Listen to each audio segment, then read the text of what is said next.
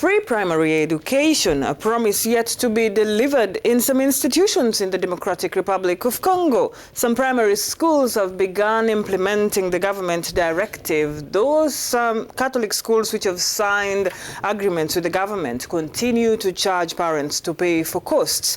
This is according to the country's teachers union through its Secretary General Cecile Tshiyombo, who says, quote, "The schools continue to demand that parents pay fees.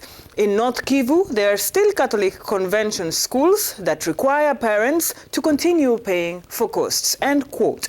When he took office in January, President Felix Tshisekedi pledged to allocate $2.6 billion to primary education, approximately 40% of the vast country's annual budget. His promise concerns more than 50,000 state primary schools and affects millions of children so far deprived of education because their families cannot afford the fees.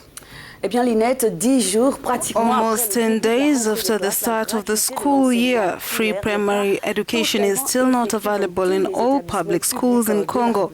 The question of the more than $2 billion to fund free education lingers, but President Felix Tshisekedi said, "We are not afraid of it. Congo is able to raise such funds and we will do it." Our correspondent Gaël Mpoyo joins us to tell us more on this. That's correct, Ruth. We now head to the Democratic Republic of Congo, where Africanews correspondent Gaël Mpoyo is standing by to give us more information regarding the situation. Hello, Gaël.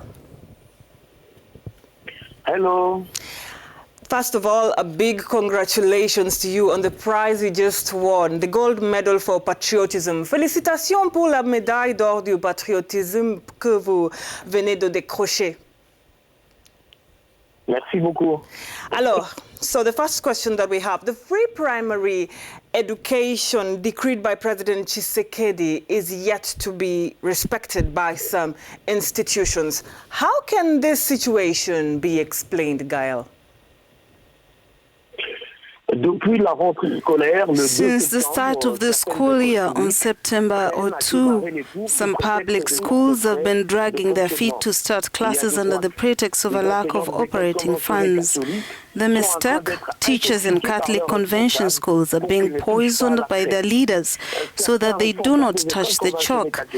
Some heads of Catholic convention schools do not want to return school fees already paid by parents. Others refuse to allow any child whose parents have not paid for uniforms to attend schools to enter the classroom. However, Congo Teachers Union General Secretary Cecile Tshiyombo denounced the sabotage of operations by the officials of certain Catholic schools. Gaël, the government decided to implement this decision before the availability of resources. Is that not a mistake? Certainly, but the President of the Republic was under an obligation to enforce his campaign promise. However, a former minister of Kabila told us, and I quote, "We must stop burying our heads. The country does not have the means to implement this policy." Imagine that the state budget is $9 billion, which is far from being the case. It would mean that the state could spend $100 per year per capita on a population of 90 million people to ensure safety, maintain roads, guarantee water and electricity. We are already unable to do so. So today, and I repeat, the budget will be at $4 billion. This is demagoguery. Well, Gaël, are the authorities aware that some institutions are not respecting this directive? And what are they saying about this?